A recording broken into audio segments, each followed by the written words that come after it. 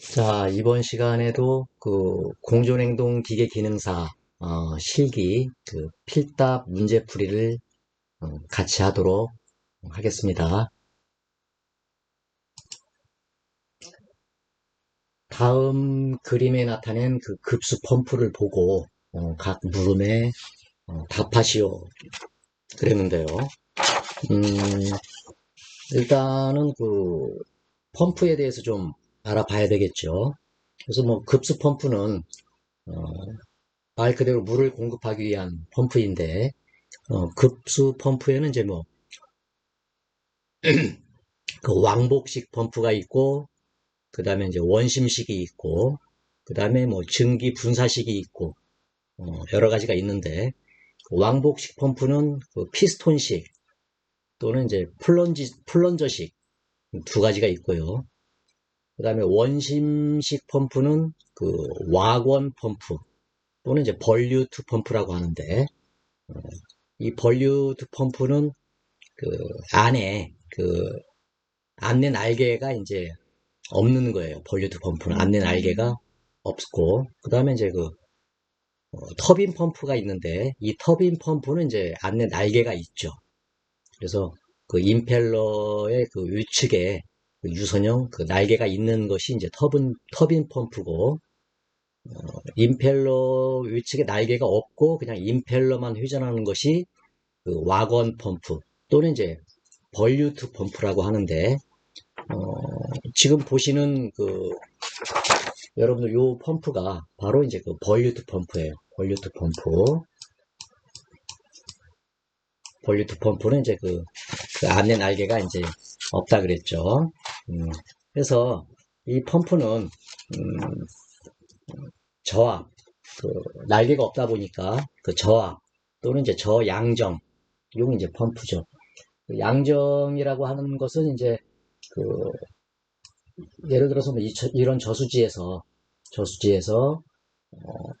펌프를 이용해서 여기 이제 펌프가 있다고 치면은 펌프를 이용해서 이쪽에 저수지에 있는 물을 이렇게 끌어올려서 목적지로 이제 물을 퍼내는데 이때 이제 요 수면에서 요 펌프 중심까지의 요 거리가 이제 요 높이가 이제 양정이라고 하는 거예요. 요 높이가 양정.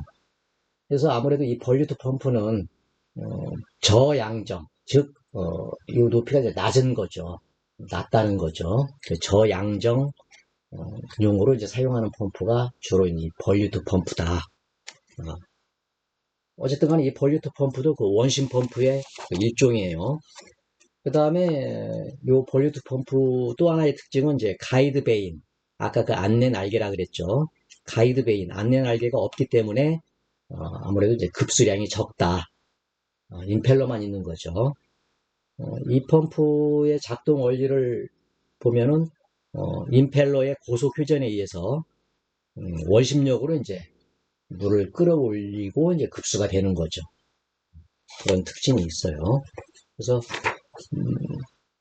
여러 가지 그 펌프의 종류를 같이 좀 알아보면 좋은데요. 여러분들 뭐 기회가 있으면은 어, 교실에서 다시 한번 펌프에 대해서 설명을 하도록 하겠습니다. 그래서 이제 아까 그 사진을 보고, 요 문제를 이제 해결하는 이제 그런 건데요. 그래서 뭐, 아까 얘기했지만은 볼류트 펌프.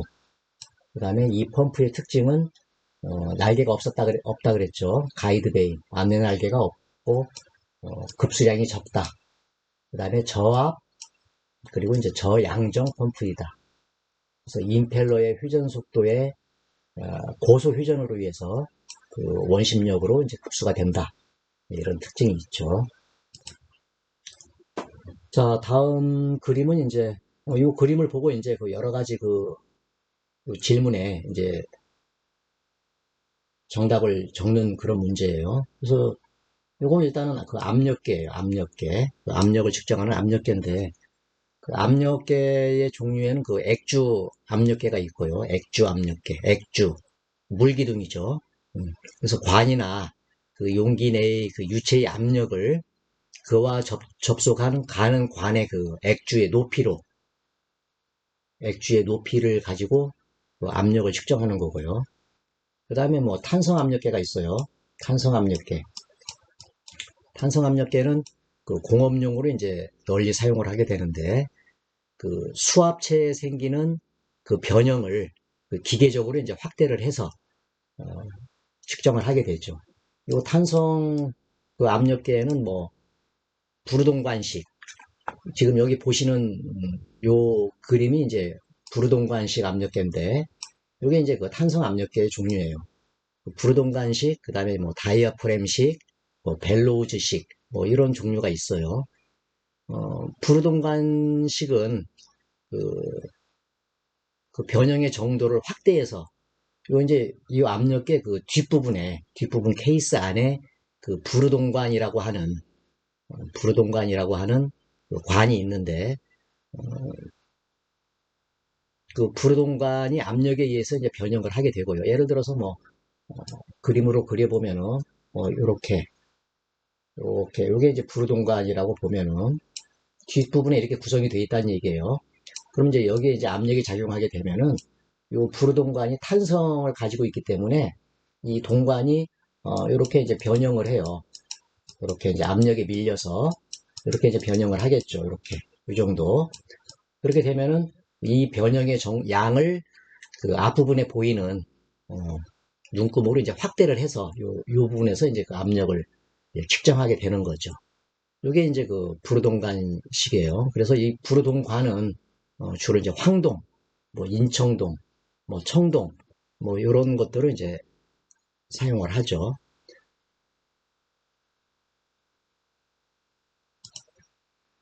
자, 그래서 앞에 보인 그 압력계의 그 기능을 간단히 쓰시오 그랬는데, 뭐 장치 내부의 압력을 측정하는 압력계니까 압력을 측정해 주겠죠. 그 다음에 같은 원리로 작동하는 그 종류를 쓰라 그랬는데, 여기서 같은 원리라고 하는 것은 그 탄성을 이용한 압력계라 그랬죠. 탄성. 그래서 부르동관식 말고도 벨로우즈식 또는 이제 뭐 다이어프램식 뭐 이런 것들이 있어요. 그 다음에 이 계기의 그 눈금판 그 바깥지름은 몇 미리 이상이어야 되는가 하는데, 이런 것들은 여러분들이 외워서 이제 기억을 좀 할 필요가 있고요. 100mm 이상이 되어야 된다.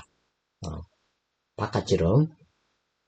그 다음에 이 계기가 나타내는 그 최고 눈금은 장치 최고 압력의 몇 배 이상 또는 몇 배 이하여야 되는가 했는데, 이것도 역시 외워주세요. 1.5배 이상, 3배 이하. 이렇게 이제, 이런 구조로 이제 되어 있죠. 압력계의 구조, 또 종류, 어, 기억하시기 바랍니다. 자, 이런 사진 본 적 있죠? 다음 배관부속의 명칭과 기능을 설명하시오 그랬는데, 이거 당연히 여과기예요, 여과기. 여과기고, 이 여과기에는 여기 지금 화살표 보이죠?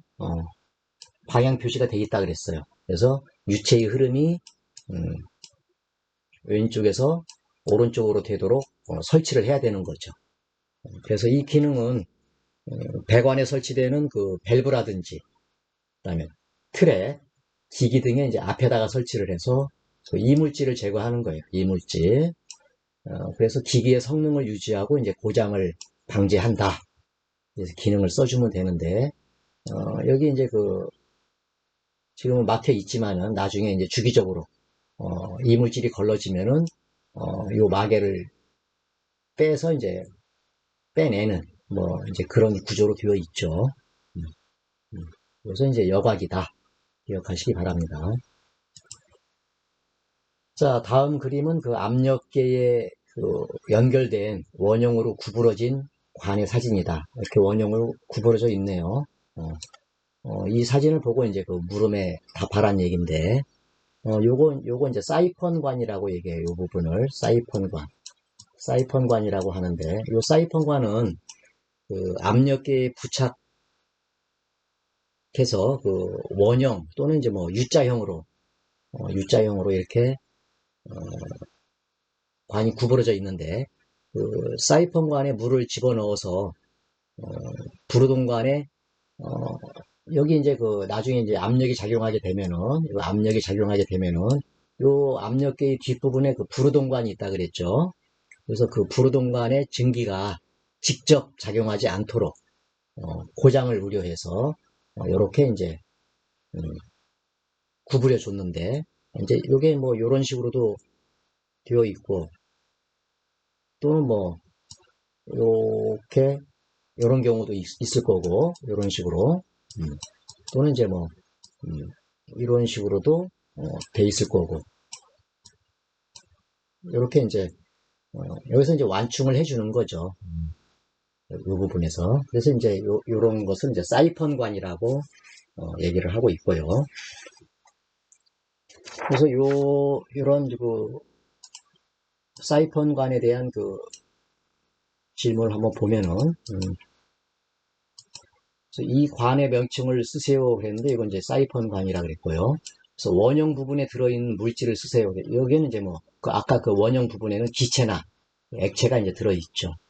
그래서 이렇게 구부러져 있는 관의 설치 목적을 쓰세요 그랬는데 이건 고압으로부터 압력계를 보호하기 위해서 고압으로부터 완충을 한다 그랬죠. 아까 구부러진 부분에서.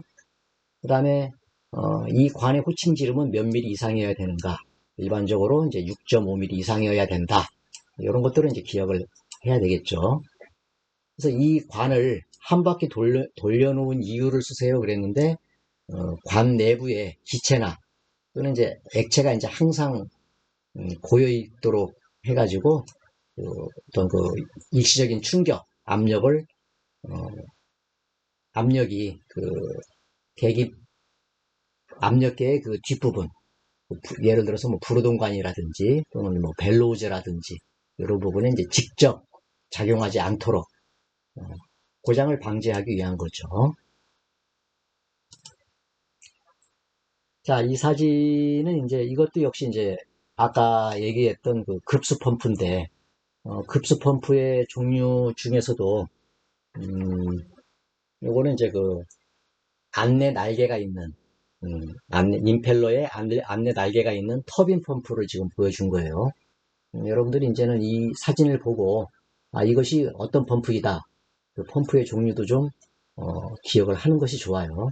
그래서 앞선 문제에서는 안내 날개가 없는 벌류트 펌프를 얘기했었죠. 이것은 이제 안내 날개가 있는 터빈 펌프예요.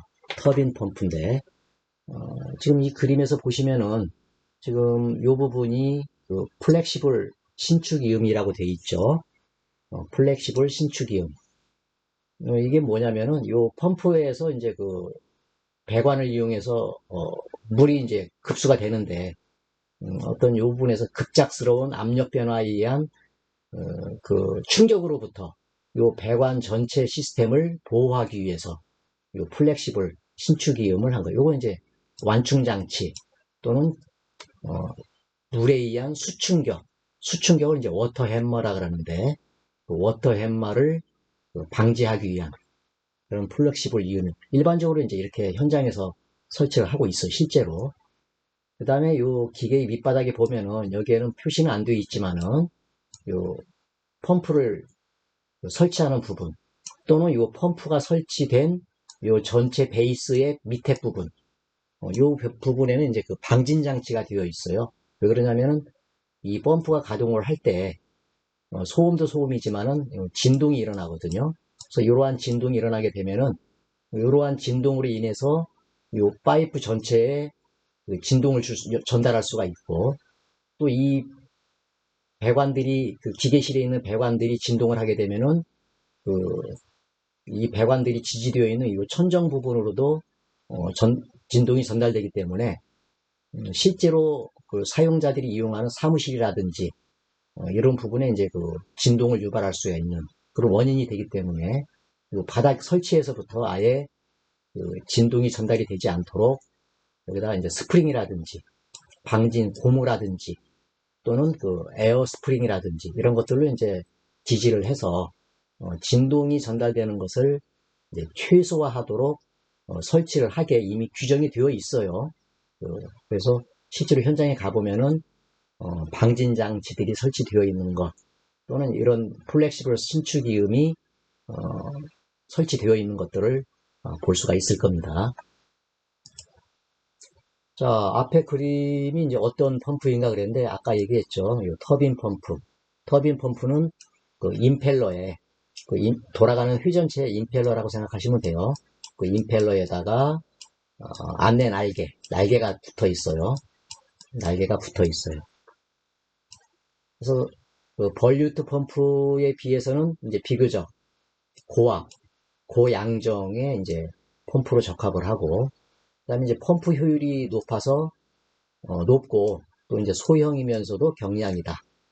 이런 이제 특징을 가지고 있고요. 그다음에 이 펌프의 작동 원리와 같은 펌프 한 가지 쓰라 그랬는데 아까 얘기했죠. 벌류트 펌프. 작동 원리는 같은데 날개가 있고 없고의 차이라 그랬죠. 그다음에 이 펌프는 그 내부에 그 임펠러와 가이드 베인, 안내 날개 또는 안내 깃이 있는 이제 구조로 되어 있다 그랬죠. 그래서 이제 처음 가동할 때 어떤 조작을 해야 되는지 쓰시오 그랬는데, 요거는 이제 그 프라이밍 작업을 해줘야 된다. 그래서 프라이밍이라고 하는 것은 이제 펌프라든지 그 흡입 배관 속에 물이 없으면은 그 펌프가 회전을 시작해도 그 물이 잘 안 퍼져요.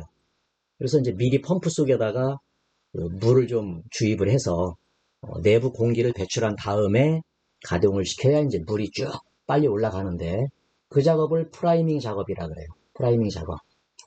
그 옛날 수도가의 그 수도 펌프, 그 손으로 퍼내는 수도 펌프, 거기에 그때도 이제 그 물을 살짝 부어주고 작업을 해야 이제 물이 쉽게 이제 나오는 걸 알 수가 있죠. 그것도 역시 일종의 프라이밍 작업이에요. 자, 이 그림은 이제 그 원심 펌프, 아까 계속 원심 펌프 얘기했었죠. 그 원심 펌프의 축봉 장치에 그 메커니컬 C를 선택하는 채택을 한 건데, 그 메커니컬 C를 선택하는 경우 두 가지를 쓰세요 그랬어요. 일단은 뭐 축봉 장치라고 하는 얘기는, 축봉 장치는 그 개방형 그 압축 장치의 경우 그 냉매라든지 오일이 새지 않도록 그 기밀을 유지하는 장치, 기밀을 유지하는 장치예요. 기밀을 유지하는 장치. 여기에 이제 그 미케니컬 실, 요 실이라고 하는 게 이제 그 기밀 장치예요. 기밀 유지 장치. 그래서 여기에는 그 기계적인 축봉 장치도 있고 또는 이제 뭐 축상형 축봉 장치라고 하는 것도 있어요. 그래서 축상형이라고 하는 것은 주로 이제 저속에 쓰고, 지금 여기 보이는 그 미케니컬 기계식 축봉 장치에는 주로 이제 그 고속 또는 이제 그 다기통, 여기에 이제 미케니컬 C를 이제 많이 쓰고 있죠. 그래서 이러한 그 미케니컬 C를 사용하는 이유는 이제 여기 보면은 그 가연성 액화가스를 이송할 때 또는 이제 독성 액화가스를 이송할 때 주로 미케니컬 C를 채택을 한다는 거 기억하시기 바랍니다. 자, 오늘 수업은 여기까지 하겠습니다. 수고하셨습니다.